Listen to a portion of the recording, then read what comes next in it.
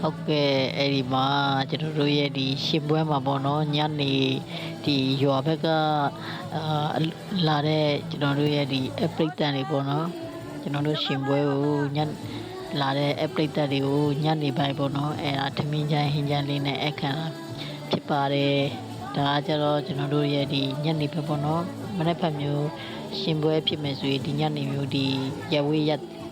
ရနေရလာတဲ့ဧည့်သည်တွေကိုထမင်းချိုင်းဟင်းချိုင်းလေးကျွေးတာပေါ့နော်အိမ်မှာဆိုကျွန်တော်တို့ရွာကကြောက်ကသူကြောက်ကသားတွေဖြစ်ပါတယ်ခင်ဗျာရန်ကိုမှပြောစရာကောင်းပါတယ်ငါရောက်အပေးကြတဲ့တယောက်ချင်းစီတိုင်းကိုလည်းအများကြီးပဲကျေးဇူးတင်ပါတယ်ခင်ဗျာ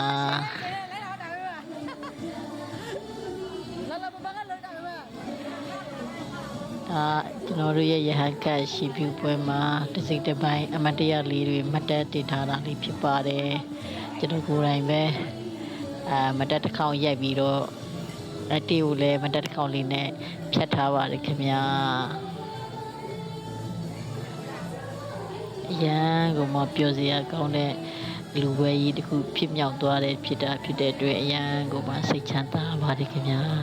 မိသူတိုင်းလည်းအကိုလုံးလူတော်သမားသာဓုခေါ်နိုင်ကြပါစေ